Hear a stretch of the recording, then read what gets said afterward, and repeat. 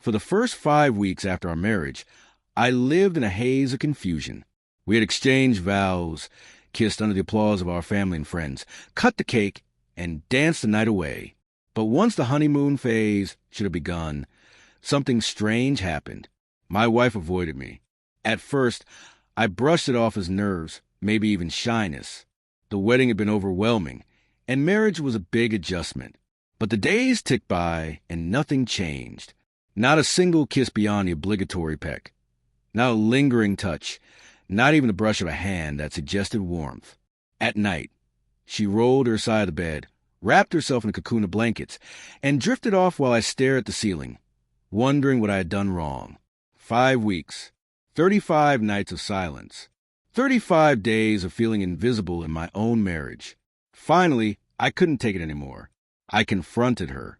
My voice trembled, not from anger but from heartbreak. I told her I felt like a stranger in my own home, a roommate instead of a husband. She looked at me with an expression I'll never forget, cold, detached, almost annoyed. "My body is my choice," she said flatly. "You can't demand anything from me." The words sliced through me. I wasn't demanding. I was pleading. I wanted love, connection, the intimacy that makes two people more than just a legal arrangement. But her tone made it clear. I wasn't her partner. I was an obligation. Something inside me cracked that night. I stopped asking. I stopped reaching out. I retreated into myself, carrying a quiet ache that gnawed at me daily. And then, like all ugly truths, the real reason surfaced. It was a Thursday evening when I came home early. I had swapped shifts, hoping maybe, just maybe, we could have dinner together, talk, reconnect. Instead, I opened the door to laughter drifting from the bedroom, a laugh that wasn't hers alone. I froze in the hallway, listening. Another voice, a man's voice. My stomach dropped. I pushed the door open, and there it was, the betrayal I had been too blind or too hopeful to see. She was in bed with another man. The irony was cruel. For 5 weeks, I had begged for a touch, for the warmth of her hand in mine, for the intimacy of a wife and husband, and she had been saving it for someone else. Someone who wasn't me. I didn't explode. I didn't scream. My body went numb, like I had been plunged into ice water. The man scrambled, half-dressed, muttering apologies I didn't hear. She just stared at me, expressionless, as if daring me to make a scene. When I finally found my voice, it came out hollow. "Why?" She shrugged, a shrug, as if my entire world wasn't crumbling. And then she said words I'll never forget. "You don't owe me.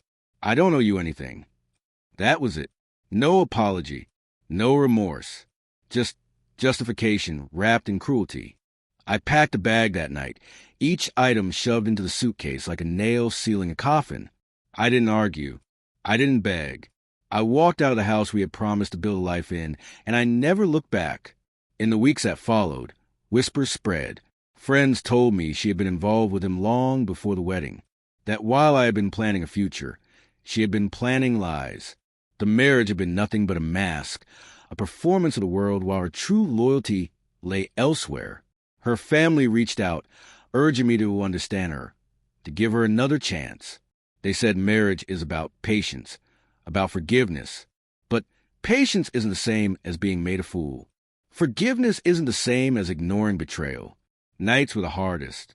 I lay awake, replaying every moment, every excuse she had made, every cold shoulder I had brushed off as stress. But slowly, I began to see the truth. The signs had been there all along. The distance, the excuses, the contempt hidden in her tone. I had chosen to ignore them because I believed love was enough. But love is not enough when it's one-sided. Months later, I saw her again by accident. She was with him, the man I had found in our bed. They laughed together, looking carefree, as if they hadn't destroyed someone else's life. For a brief moment, the old pain surged, but then something surprising followed. Peace, because in that moment, I realized something important. They deserved each other. The lies, the betrayal, the cruelty. They could rot together in the bed they had chosen. And me, I was free. Free to rebuild. free to heal, free to find someone who knew what loyalty and love actually meant. Sometimes betrayal breaks you. Sometimes it saves you. And though my marriage lasted only weeks, it taught me a lesson that will last a lifetime. Love without respect is a prison, and walking away is not weakness. It is survival.